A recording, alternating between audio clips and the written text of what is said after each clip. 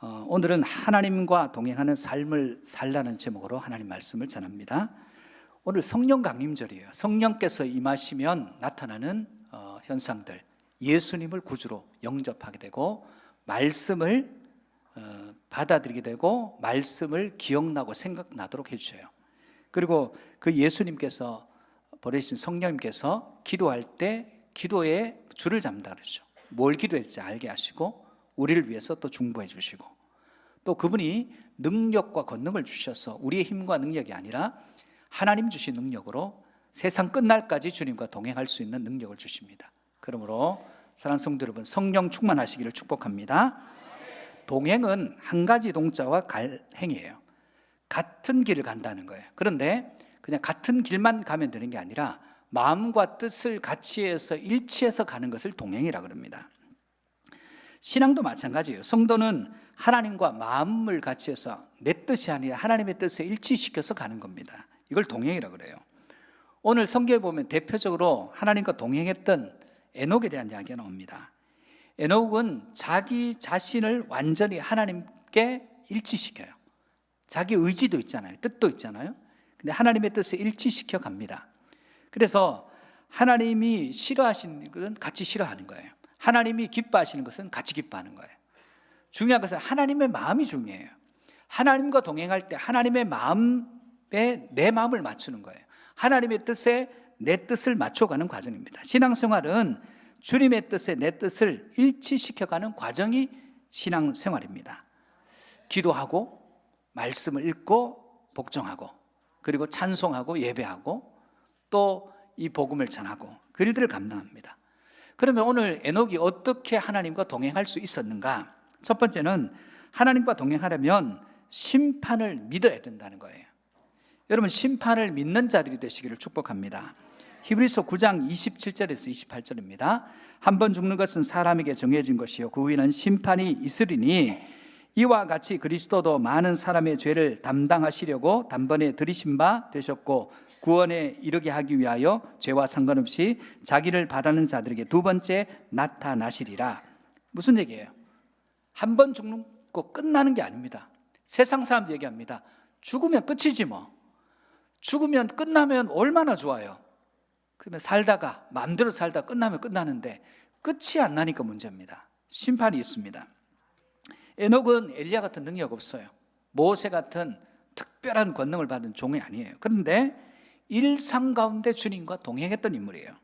오늘 본문 21절에 보면 에녹은 65세에 무드셀라를 낳았고, 에녹이 65세까지 주님과 동행했다는 얘기가 없어요. 했는지 아닌지 잘 모르겠지만, 그러나 65세에 무드셀라라는 아들을 낳고 그때부터 동행하기 시작해요. 그러면 어떻게 그렇게 동행할 수 있었는가? 이 시대가 악한 시대였어요. 창세기 6장 5절에서 6절의 말씀을 보면 여호와께서 사람의 죄악이 세상에 가득함과 그의 마음으로 생각하는 모든 계획이 항상 악할 뿐임을 보시고 땅 위에 사람 지으셨음을 한탄하사 마음에 근심하시고, 이런 시대입니다. 유다서에 보면 에녹 시대를 말씀해 주고 있어요. 유다서 1장 14절 15절입니다. 아담의 7대 손 에녹이 이 사람들에 대하여도 예언하여 이르되 보라 주께서 그 수만의 거룩한 자와 함께 임하셨나니 이는 무사람을 심판하사 모든 경건하지 않은 자가 경건하지 않게 행한 모든 경건하지 않은 일과 또 경건하지 않은 죄인들이 주를 거슬러 한 모든 완악한 말로 말미암아 그들을 정죄하려 하심이라 하였느니라. 하나님은 죄악이 너무 크니까 정죄하고 심판하실 마음을 가지고 계십니다. 그리고 에녹에게 이야기합니다. 에녹아, 세상이 너무 악해졌다. 그래서 내가 심판할 거야. 네가 아들을 낳으면 무드셀라라고 이름을 지어. 무드셀라 이름이 뜻이 무트가 죽다는 뜻이고 쉘라가 보내다는 그런 뜻이에요. 쉽게 말해서 이 아이가 죽으면 세상을 심판한다는 그런 뜻이에요. 아들을 낳았어요. 65세. 아들이 막 이제 자라고 걷고 돌아다니는데 에녹의 마음속에 저 아이가 죽으면 세상이 심판이 있다 했는데 심판이 지금 막 돌아다녀요. 그러면서 에녹이 하나님의 심판을, 하나님 말씀을 믿고 그 심판을 계속 묵상합니다. 그러다 보니까 이 사람이 하나님과 300년 동안 동행하게 되더라는 거예요. 성도는 끝을 보면 내가 지금 무엇을 해야 할지가 보여요. 여러분, 군대에서 시간 계획을 거꾸로 합니다. 목표하는 시간에서 거꾸로 24시간 전에 내가 뭐 할 건지, 48시간 전에 뭐 할 건지 목표를 정하고 시간을 역으로 지금 뭐 할 건지를 계산해요. 우리 삶도 여러분 길게 남은 것 같습니까? 우리의 삶이 한정없이 늘어질 것 같습니까? 생각보다 빨리 올 가능성이 많습니다. 그러면 끝에서 지금 내가 하는 일이 바른지 아닌지 우리는 여기서 끝을 보는 게 아니라 끝에서 지금 내 삶을 점검해 봐야 됩니다. 그래서 끝에서 봤을 때 아니면 삶을 바꿔야 되는 거예요. 에녹은 그 하나님의 심판을 묵상하면서 지금 내가 어떤 삶을 살아야 되냐 돌아보니까 주님과 하나님과 동행하는 삶이 가능해지기 시작하더라는 거예요. 사랑하는 성도 여러분, 우리는 하나님과 동행하는 삶을 살아야 됩니다. 그래서 언제나 세상에도 평가라는 게 있잖아요. 직장에 가면 인사고과를 매기죠. 내가 근무를 성실했는지 성과를 냈는지 평가를 내가지고 진급시킬지 말지를 결정해요. 이게 어마어마한 스트레스입니다. 근데 그 스트레스 때문에 내 삶을 바르게 만들어 가려고 애쓰잖아요. 하나님의 심판은 그것을 믿을 때 내가 지금 주님과 동행하는 삶으로 내 삶이 다듬어져 가기 시작하는 것입니다. 그러므로 끝을 바라보고 심판을 바라볼 수 있는 저와 여러분 되시기를 축복합니다. 히브리서 11장 5절입니다. 믿음으로 에녹은 죽음을 보지 않고 옮겨졌으니 하나님이 그를 옮기심으로 다시 보이지 아니하였느니라. 그는 옮겨지기 전에 하나님을 기쁘시게 하는 자라는 증거를 얻었느니라. 에녹이 하나님과 동행하니까 그는 내가 기뻐하는 자라 그렇게 말씀하셔요. 여러분, 하나님과 동행하려면 우리의 인생에 끝이 있음을 믿어야 돼요. 그리고 끝이 아니에요. 끝 이후에 심판이 있음을 믿을 때 우리의 삶은 새로워집니다. 여러분, 예수 그리스도를 이 땅에 보내신 분 하나님이세요. 그분이 심판하시는 하나님이신데 예수 그리스도를 왜 보내십니까? 예수 그리스도께서 우리 죄를 대속하시고 죽으셔서 부활하심으로 그 예수님을 믿는 자들을 심판을 면하고 사면하고 구원하시기 위해서 예수님을 이 땅에 보내신 것입니다. 그러므로 오늘 우리가 예수 그리스도를 믿는다는 것은 심판이 있음을 믿는 거예요. 그 심판이 있는 것을 믿고 예수 그리스도를 영접하고 하나님의 자녀가 되고 하나님과 동행하는 인생이 되시기를 축복합니다. 두 번째, 하나님과 동행하면 삶의 기준이 하나님이어야 한다는 거예요.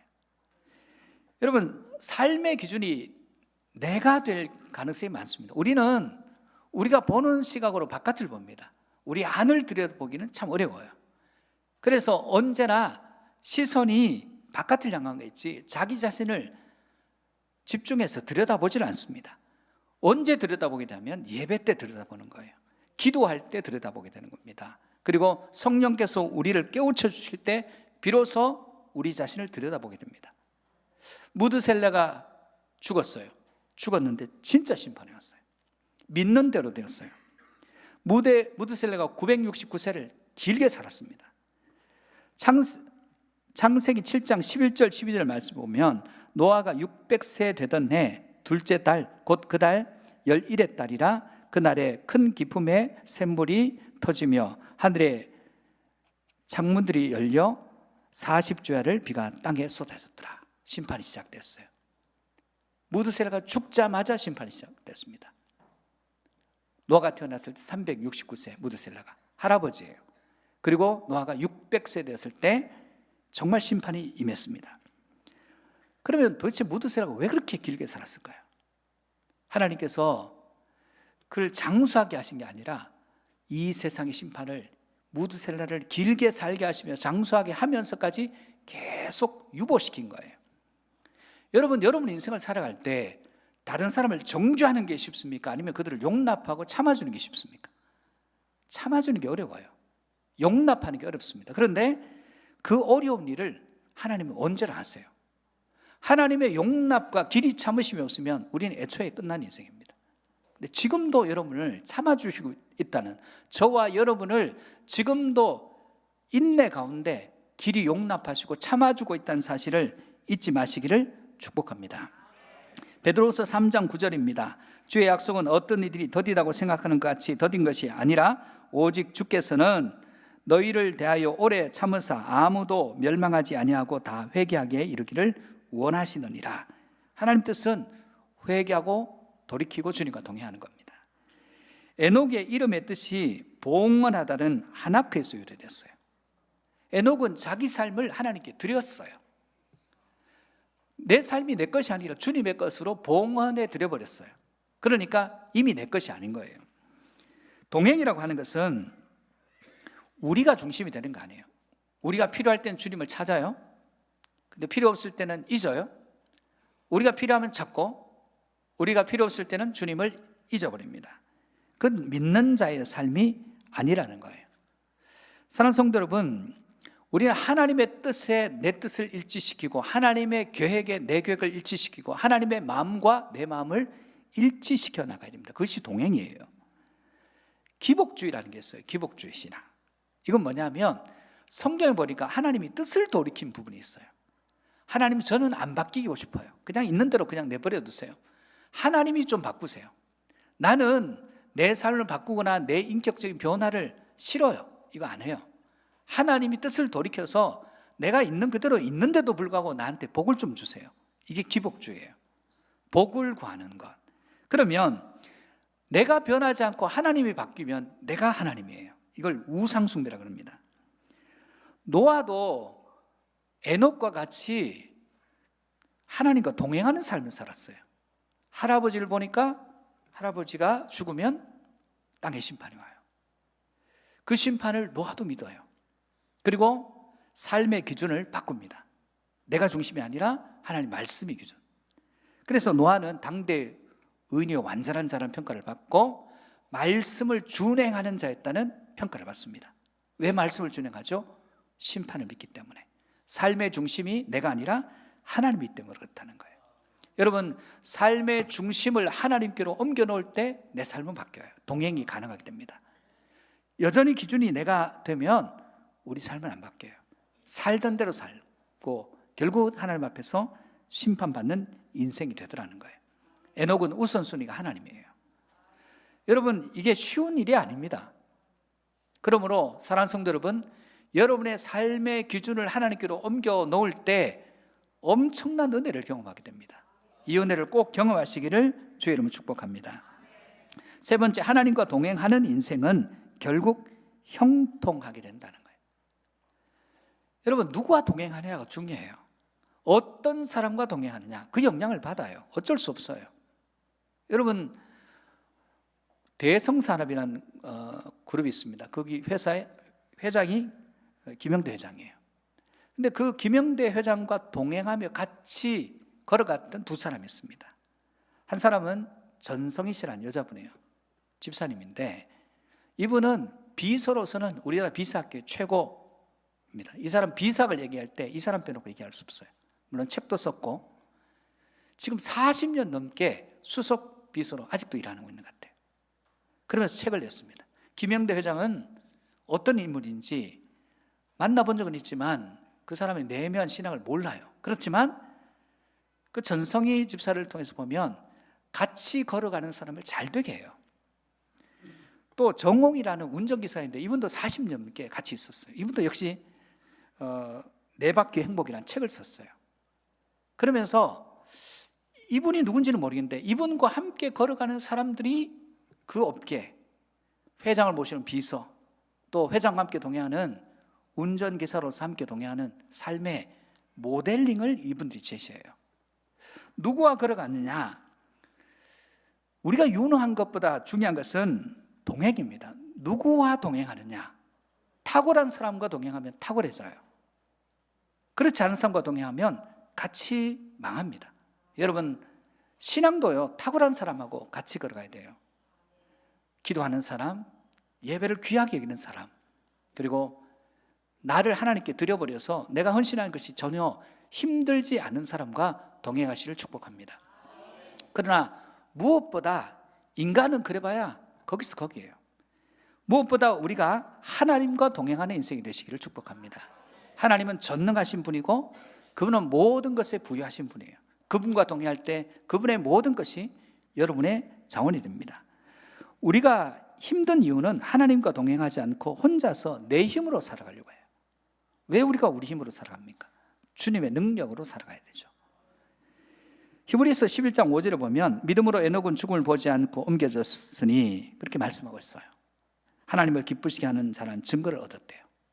그 다음에 도대체 하나님을 기쁘시게 하는 믿음이 어떤 것인지를 히브리서 11장 6절이 알려주고 있습니다. 믿음이 없이는 하나님을 기쁘시게 하지 못하나니 하나님께 나아간 자는 반드시 그가 계신 것과 또한 그가 자기를 찾는 자들에게 상 주시는 이심을 믿어야 할지니라.